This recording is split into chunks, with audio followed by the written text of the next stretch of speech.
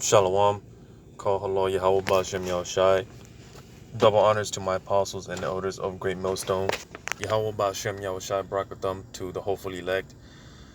Just a quick lesson through the spirit and power of Yahweh Bashem Yahushai. It's just something I had on the back of my mind.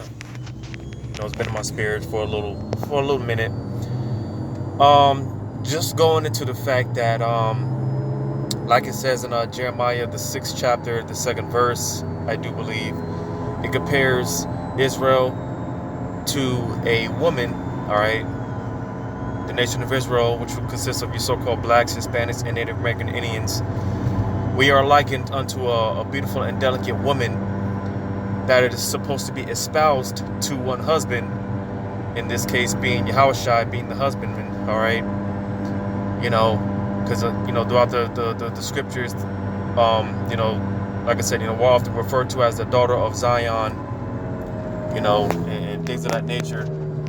And being that we are likened unto a woman, espoused to one husband, all right, in the law concerning, a damsel or a virgin, all right, especially one that is espoused to a husband, all right, one that's betrothed or engaged to be with another man, all right, in the law, which y'all get that, if another man tries to come in unto her and, pretty much take her and claim her and basically penetrate her, all right, according to the law, man, she's supposed to scream out, all right, she's supposed to cry out for help, all right, being that, again, concerning a woman that's, a virgin, that's, espoused to another man, all right, and again, being that we are espoused to Yahweh Shai, which is the husbandman, all right, and being that Esau, he's trying to take us, he's trying to claim us as his own, and he's trying to penetrate us, all right, with his, well, pretty much the MOTB, all right, the Revelation 13, 16, and 17. Ultimately, that's what it goes back to, all right, because that's that's the end game, all right, that's the end goal for these elites, and like I said, being that we're or there, all right, Esau is trying to penetrate us with this thing, all right, we're supposed to be crying out like a damsel in distress, because again, we're espoused to Yahushai. So I just want to get into just some precepts. Like I said, this is was on my spirit for a little while, but I want to start this off here in the book of Susanna, the 1st chapter. I'm going to start at verse 5. It says, Susanna chapter 1 and verse 5, it says, the same year was appointed 2 of the ancients of the people to be judges, such as the Lord spake of that wickedness came from Babylon from ancient judges, who seemed to govern the people. These kept much at Joachim's house, and all that had any suits in law came unto them. Now when the people departed away at noon, Susanna went into her husband's garden to walk, and the 2 elders saw her going in every day and walking, so that their lust was inflamed toward her. All right, and pretty much, these wicked individuals, they pretty much, like I said here, man, their lust inflamed and they wanted her. All right, because I'm very sure that Susanna, she was a very fair woman. I'm sure she was incredibly beautiful. All right, but again, being that Susanna, she's she was already, well, because I don't know if this is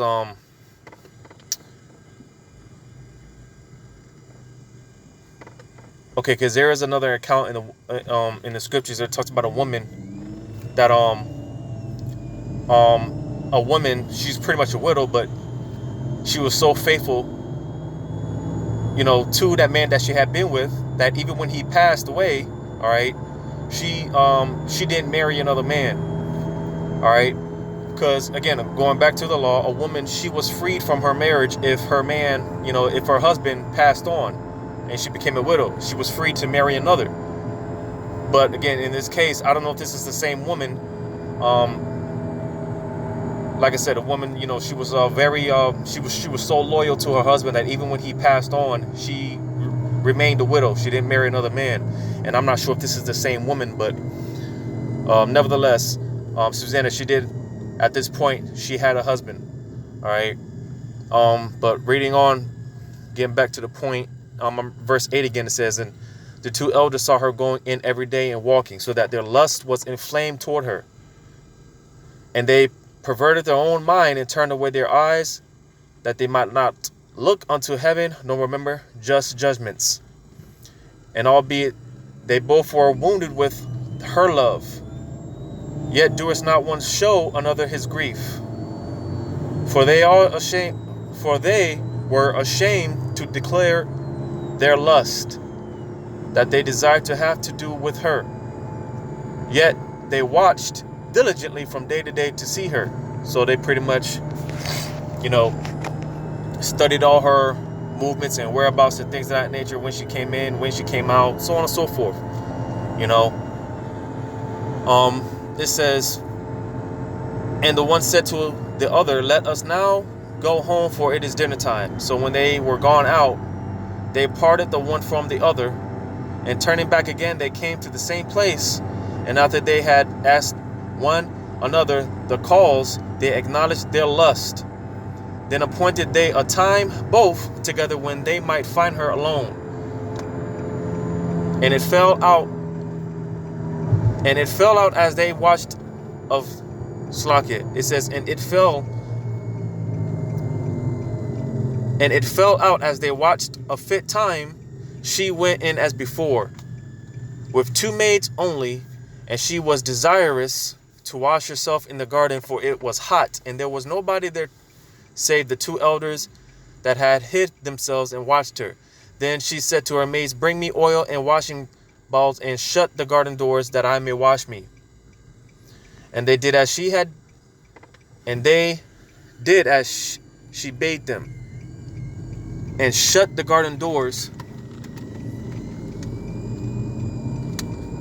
and went out themselves at private doors to fetch the things that she had commanded them. But they saw not the elders, because they were hid.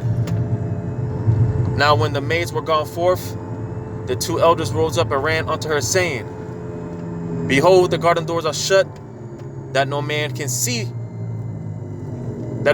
us.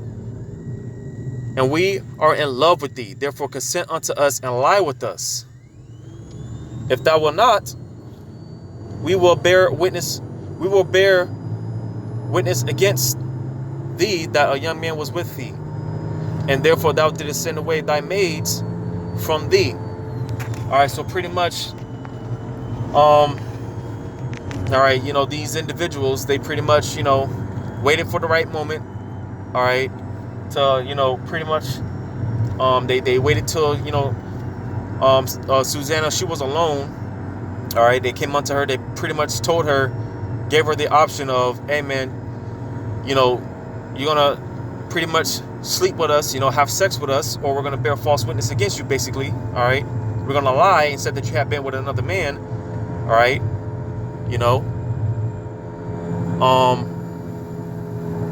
verse 22, it says, then Susanna sighed and said, I am straitened on every side, for if I do this thing, it is death unto me, and if I do it not, I cannot escape your hands.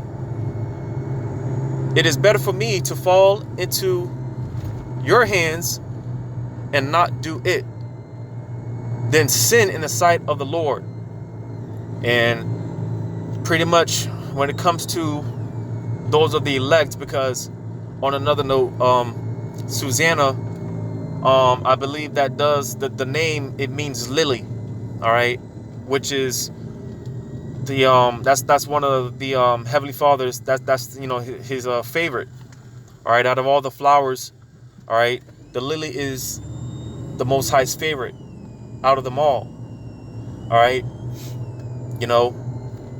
And if you know, because basically this is a reference to the elect, because like I said, coming in that same spirit, all right, being that, again, the eyes of Yahweh Shemel Shah are upon the elect, all right, we're coming in the same spirit of, well, hey, because again, Esau, he's gonna, when he comes down with the MOTB, all right, it makes this thing mandatory, and if you don't take it, you can face certain death, all right, because that's what it's going to come down to ultimately, all right.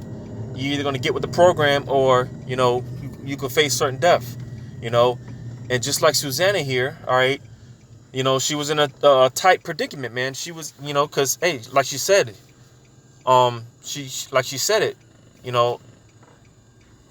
I'd rather just, I'd rather just, or let me read verse 23 again. It says, "It is better for me to fall into your hands and not do it than to sin in the sight of the Lord." All right. So basically, man, she was pretty much just, in that spirit of, well, I might as well just, because one thing, she wasn't willingly just going to, sleep with these men, and willingly sin against Yahweh Shemel Shai. All right. That's pretty much what she's saying. She's not going to willingly sin, because that's what that's what they, they were telling her, you're either going to have sex with us, all right, willingly, or we're going to bear false witness with you. We're going to lie on you, but she wasn't with it. All right. Because it goes back to the fear of Yahweh Shemel Shai, man. That's why the scriptures talk about,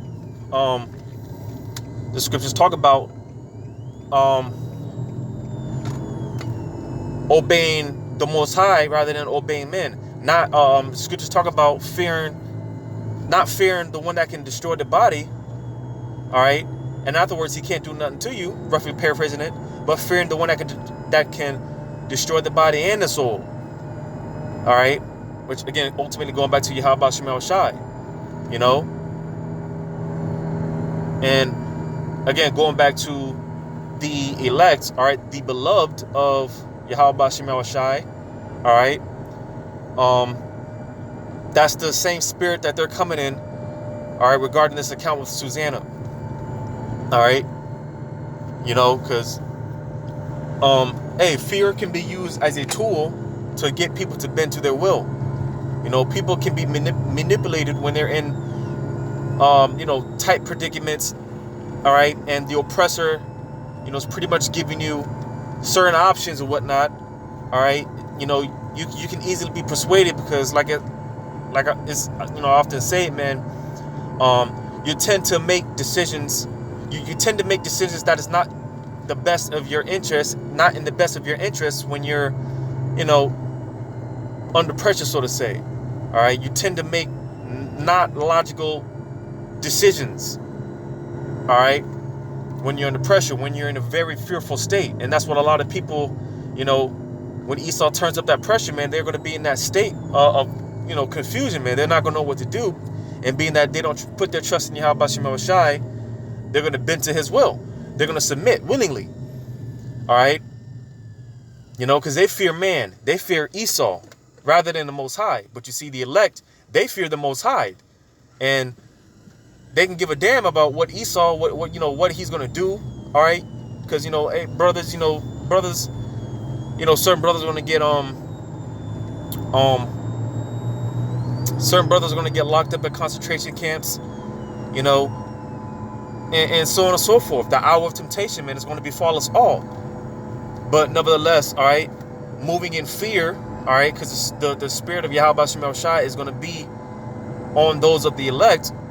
So they're not going to, they're not going to be in the same spirit as these other individuals that are, they're fearful. And like the scriptures say, the Lord didn't give us the spirit of fear.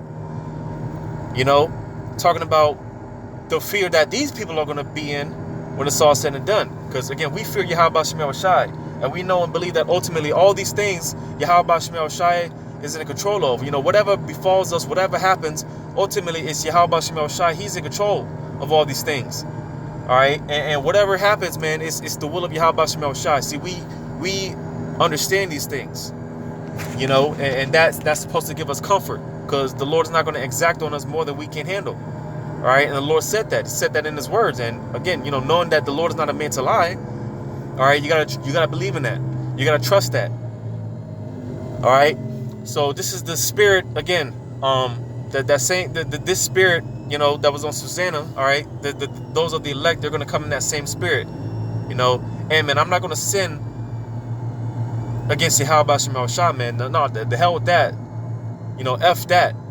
You know, just, hey, do what you got to do, man, because I'm not going to sin against Yahweh Shemel Shah. That's the spirit the elect are going to come in.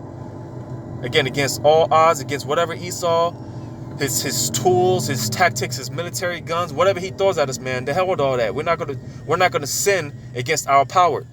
And this is pretty much, again, what Susanna, she wasn't willing to willingly sin against the Lord. All right. But reading on, it says, with that, Susanna cried with a loud voice, and the two elders cried out against her. So you see, because again, and that's kind of the point. Because again, going back to the law, all right, a damsel or a virgin, you know, and even more so one that was espoused to a husband, you know, she was espoused to a man, she was engaged to another man. If another man tried to come in unto her and penetrate her and take her, she was supposed to cry out. All right, and that's what Susanna did. She cried out.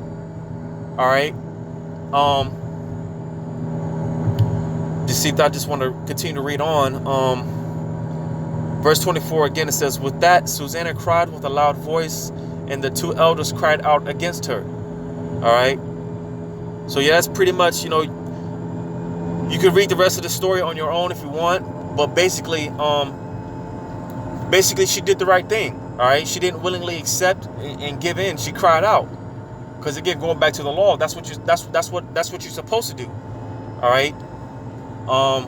So pretty much she did the right thing, and the spirit of Yahweh Shemel Shai moved on her behalf, and she ended up being saved. You know, when you read on down in the story, you read about I believe it was the prophet Daniel. All right. You know, and Daniel was a man of great wisdom. All right, Daniel had a lot of wisdom. So pretty much, you know, when you read the rest of the story, pretty much Yahweh Shemel Shah raised up the prophet Daniel, and pretty much, you know, the spirit, because ultimately, man, the spirit is going to reveal all things, and ultimately Susanna was saved. But the point I wanted to get, reading of verse 12 again, verse 24 again, it says, with that Susanna cried with a loud voice, and the two elders cried out against her. So again, she did what she was supposed to do. She cried out, because going to this in the law, that's what you're supposed to do for a damsel. All right.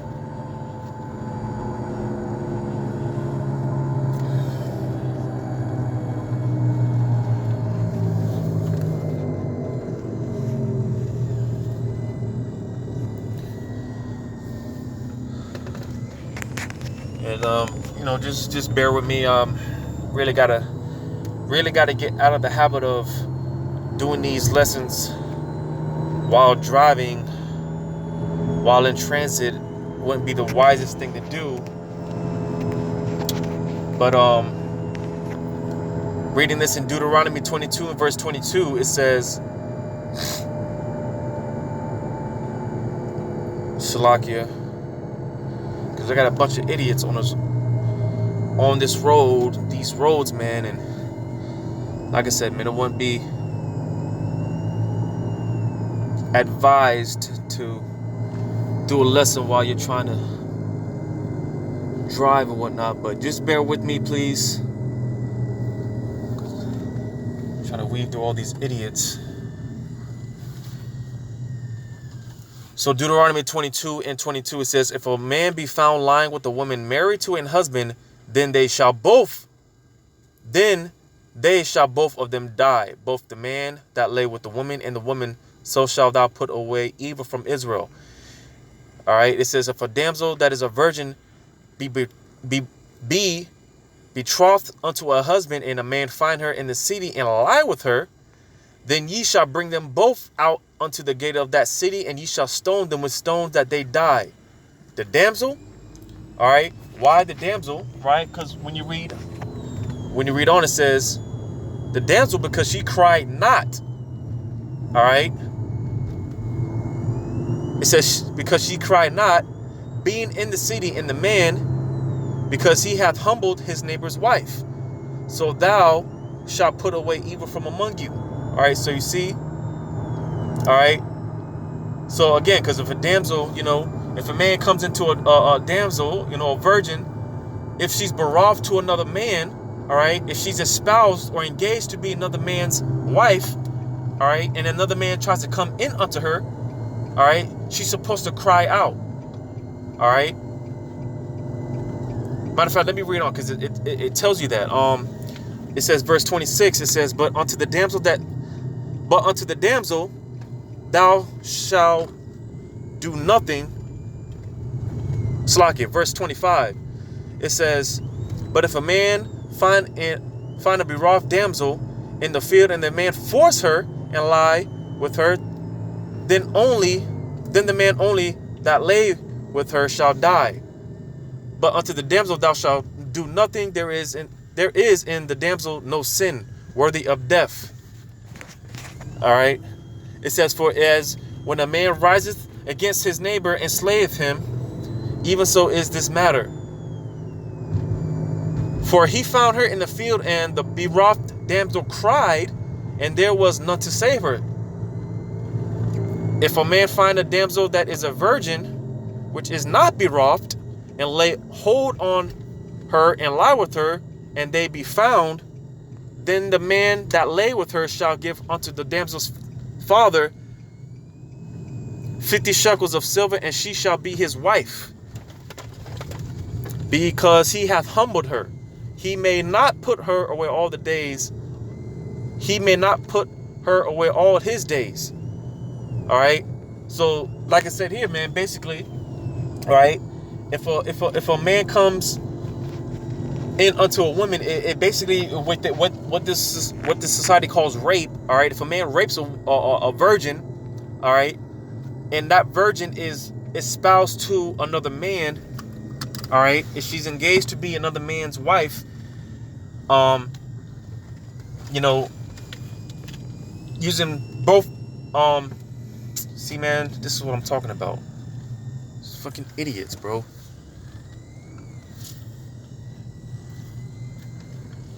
I'm gonna go ahead and park, man, so I can. Let me just park real quick, man. Slack in, bear with me. Okay, man. So let me get through this. Slack in. Let me get through this. All right. So again, I just read here, Deuteronomy 22 verses 22 all the way on down. All right. Basically, again, it's going into the law. If a man, if a man, like I said, what they consider rape in this society, if a man rapes a virgin, all right, and that virgin is engaged to be another man's wife, all right, she's supposed to cry out, all right, and if she cries out, in this case, if she actually does what she's supposed to do, all right, which is to cry out, all right, and pretty much, again, according to the law, she's not supposed to be put to death, but the man is supposed to be put to death, all right, because she cried out, all right. But if if on the other hand, if a man, rapes, what they call rapes a virgin that's engaged to another man, but she doesn't cry out, all right, which pretty much, lets you know that it was she was a willing participant. If she doesn't cry out, that's pretty much signifies that she was a willing participant, which is adultery, all right, because again, she's already espoused, she's already engaged to another man. She's already engaged to be another man's to be another man's wife. So if she doesn't cry out, all right, then they both ought to be put to death. All right. And going back to the situation with Susanna, all right, because that's what she did. She cried out. She did what she was supposed to do. All right. Against, because like I said, when you go back to the account, all right, it's pretty much she was in a very she was in a tough predicament, man. All right, she was in straits, you know, because hey, like those individuals, those wicked individuals stated, man. Hey, if you don't lie with us, man, all right, if you don't comply, all right, if you don't have sex with us willingly, then hey, man, we're gonna lie on you, man. All right, you know, and ultimately she'd be put to death, you know. So she was, you know, she was pretty much facing death. All right, but again, you know, she did the right thing, man, and she cried out, like she was supposed to, do. All right, she cried out, you know, because hey, man, you know, hey, willingly sinning against Yahweh Shem Shai, man, that's not something that's, you know, just to take lightly, man. That's just not something that, hey, man, you know, I'm just gonna, you know, willingly sin against Yahweh Shem Shai. No, man. All right, and Susanna, she understood that. She had that mindset, you know, hey, man, well, y'all gonna do what y'all gonna do, man, but hey, I'm gonna, you know, I'm gonna move with fear and you know, do the right thing. That's why she cried out, you know, because that's what you're supposed to do, which is what I just read here in the law, you know.